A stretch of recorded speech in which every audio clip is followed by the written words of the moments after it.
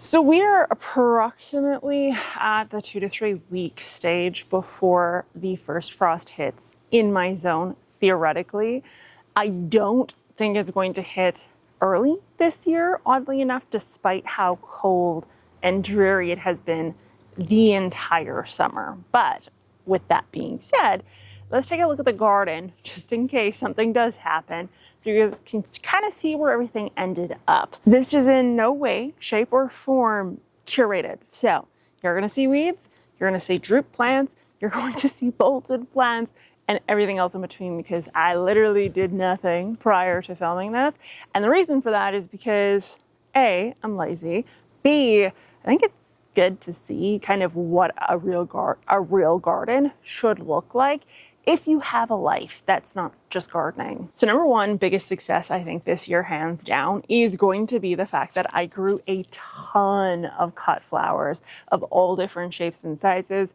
And it is beautiful. I'm not gonna lie. There are a million different color combinations I could go with. And I have so many that I'm actually doing my friend's bouquet. So now from these flowers, I am gonna save some seeds. Now, seed saving, in my opinion, is important if you have plants in particular that aren't known to perform well in your environment. And if they did perform in your environment, saving seeds from that gives you a leg up, because that means that that flower has something inside of it genetically that helps it get through your climate.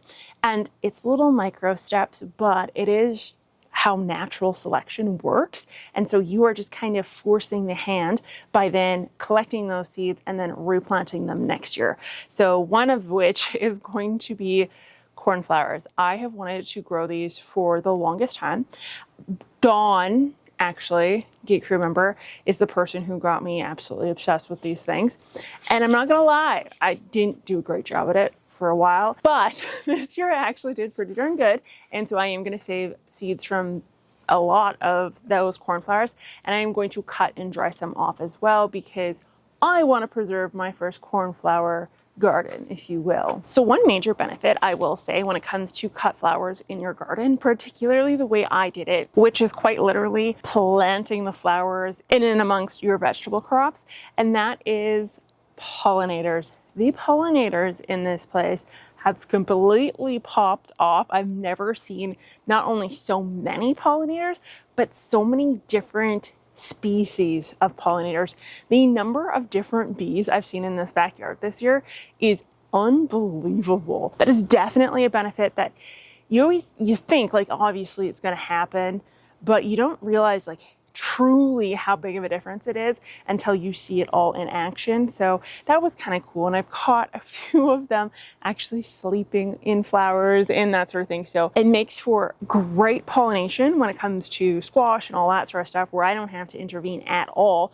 But then it also makes for having to be careful when we are fondling said plants, just so you don't get stung, because that will happen.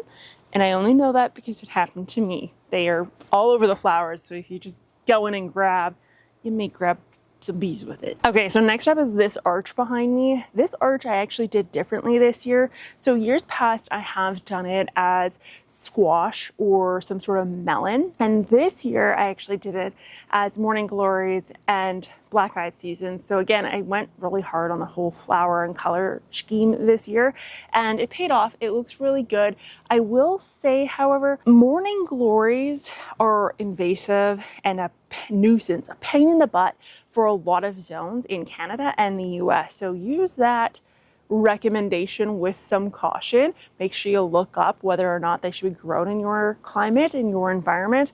For me, they don't reproduce. They don't come back the following year. I have seen them every once in a while over winter, but it's not very often. And the bonus here is that if it does overwinter, it is quite literally on a bed of mulch combined with an incredibly raised bed. It is way, way off the ground.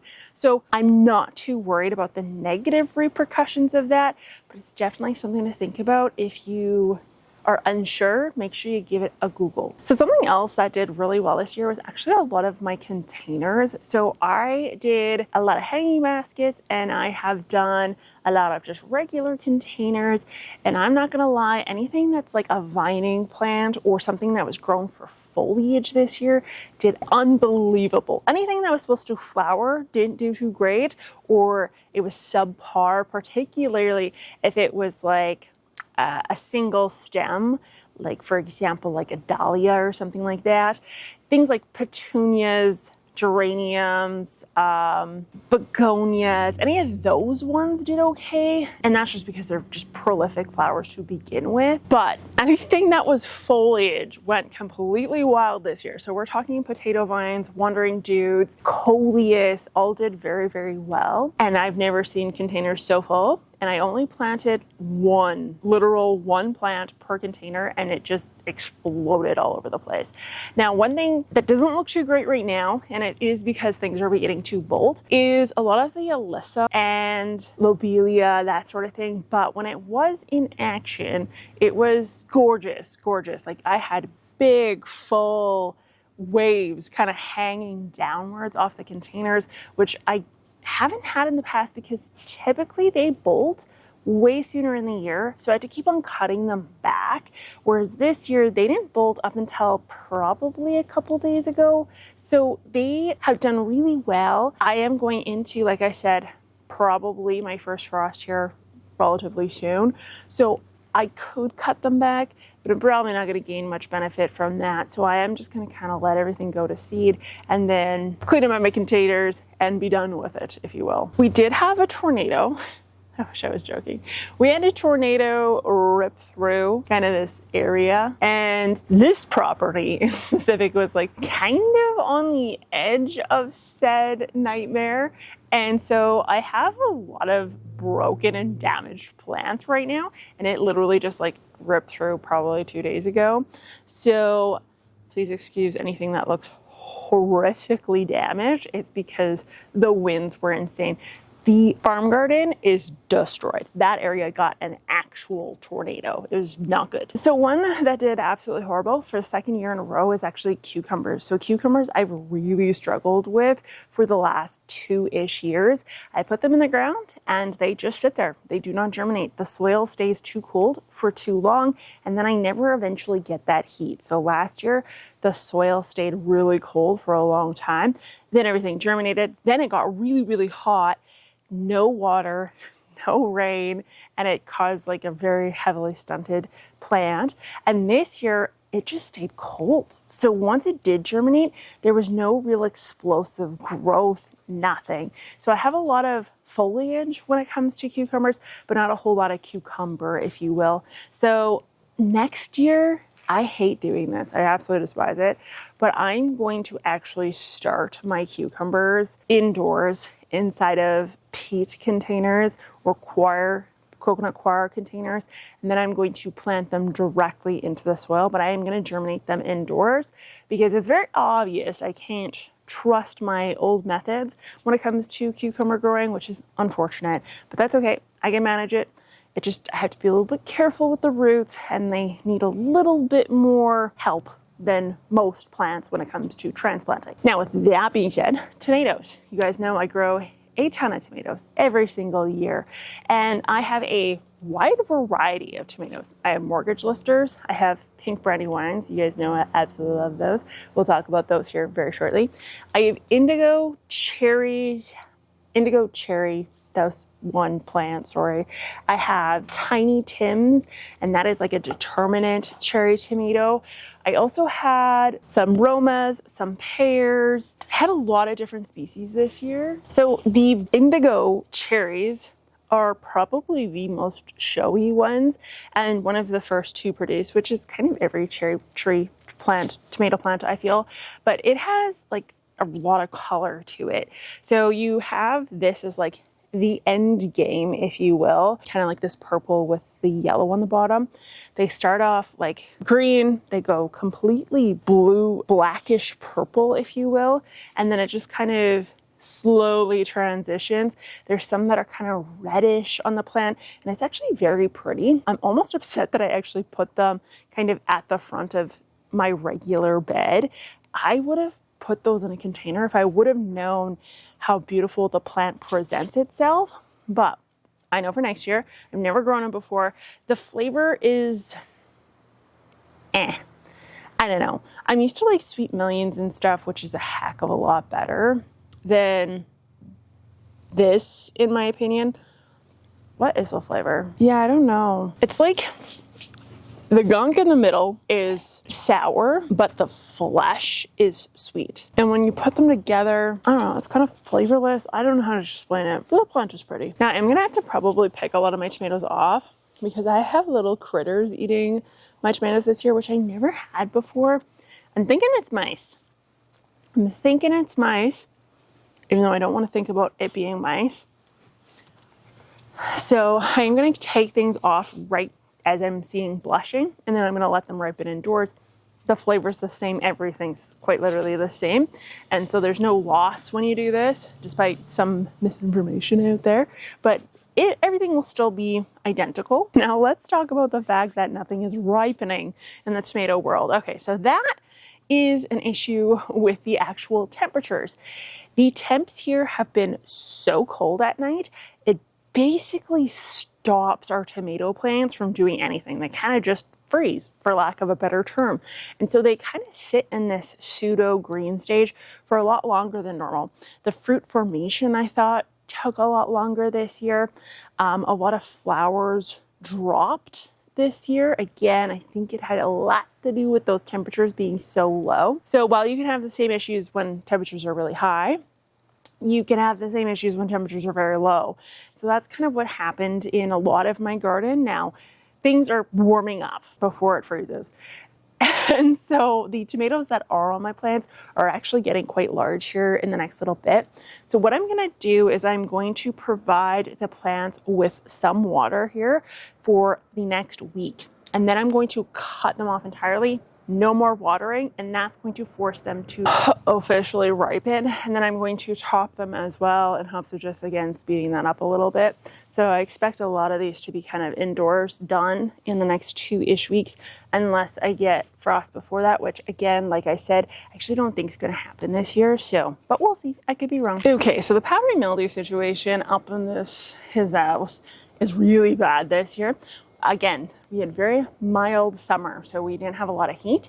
And oddly enough, heat and powdery mildew do not get along.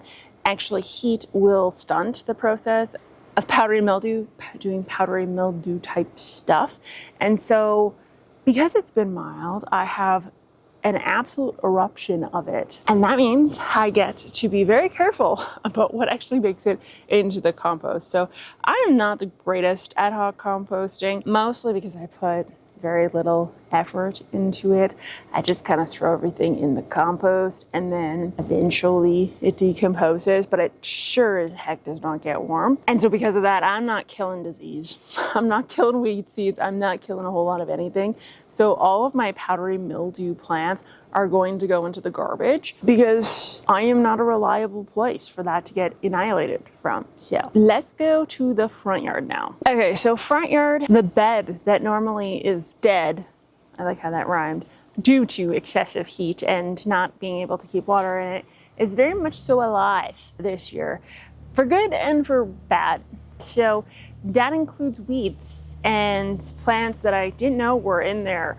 It's a little crowded this year. So yeah, I need to do something with that, particularly if we're gonna have another mild year, which who knows what next year will be, but I definitely need to kind of reassess what's going on in that space. As we move onwards, we do have some beans planted in the same place I always plant my beans. These are just bush beans. I got 2.5-ish harvests off of these plants. And so I do have several bags of them in my freezer. A lot of these were actually purple, but because I had to blanch them, they lost all their color. So while we did eat some obviously fresh and purple-like in salads and that sort of thing, unfortunately, when you go to preserve the purple ones, it just kind of gone, so, which sucks, but still is tasty. So after that, when we move into the garden a little bit farther, we have some carrots that are still planted. I'm going to leave said carrots in place just until things get to about -2 degrees Celsius. And the reason for that is because that makes incredibly sweet carrots and beets, and so I definitely want those in my life. And so I'm going to leave kind of my root veg in place here for a little bit longer, and then I'm going to give them the yang. I have tomatoes kind of at the front of the garden this year. I had some squash that I was hoping at the very front would take off, but again, it was so cool here that nothing really exploded the way it normally does. So I still got squash, and I still have squash that's producing. I just didn't get the squash plants that I thought I was going to get, which would be more robust and large. So unfortunately, a lot of this is just tomato and performing well. I put a lot of brandywines here in the front, and let me tell you, brandywines are turning red and doing their thing. Nice big ass tomatoes. They're turning red, they're ripening, they are leagues, miles ahead of any other variety of tomato I have, except for those indigos. And yeah, that's why brandywines are my favorite. Runner beans, normally, if you've been here long enough, you know last year that my little teepee type thing was absolutely covered in runner beans and flowers, and it was absolutely beautiful. So in my mind, I thought I'm gonna put a whole bunch of trellises in the front yard, because last year they just took off, went absolutely wild. It was gorgeous. And so I thought it'll make the front yard look even more beautiful. And so I actually planted the same stuff in the front yard as I did in the backyard. So we're talking black-eyed Susans and morning glories. And the front yard, I don't think got enough sun in the spots that I have these trellises, which in turn resulted in subpar growth and just lackluster. So I think if it would have been a little bit warmer, the sunlight probably wouldn't have been as big of a deal. But because it was so cool, I needed that sunlight as like the kick in the pants for those plants to really explode, which obviously didn't happen. So that is unfortunate. As you move on, the raspberry patch is absolutely blowing up. I have my self-watering bed where I'm ripping a whole bunch of stuff out, and I'm going to be putting in my full garden. I'm not gonna do that here in this view. I'm gonna do that probably in September tour, only because this video is already going to be incredibly long, and we need something for September to tour before I go into hibernation for another 6 months and we only sit in the room to talk about stuff. Cabbage is also popping off this year. I had kind of this netting over top of them to keep the bugs out. Still had some bug issues, so I harvested a lot of it before it got damaged. I have one more that's sitting there, and I covered it in diatomaceous earth. I need to wash the diatomaceous earth off and actually yank the cabbage out, but I did that because I just didn't feel like dealing with worms. So I'm hoping underneath that it's a whole bunch of dead worms and a semi-usable cabbage plant. I guess we'll find out when I get it out of there. I just hate to harvest and then not use it, although cabbage does do pretty well a substantial amount of time, usually in the fridge, in storage, and you can store cabbage. So that's more so me just being lazy. Other than that, all my kohlrabi I've taken out and I've eaten. I have onions that are slowly getting harvested and eaten. I have garlic I need to yank out still. And then I have a lot of herbs and obviously lettuce that have been utilized and used up. My strawberries are done strawberrying. They were delicious this year. They actually did pretty good. My raspberry, like I said, really good performer. Sour cherry bush, really good performer. Kales, collard greens, that sort of thing really did well this year. Not a whole lot of bolting, to be totally honest, again, because it was cooler. Pepper plants were pretty regular, although I do mostly just do jalapenos, so I don't think you can really do those wrong, to be totally honest with you.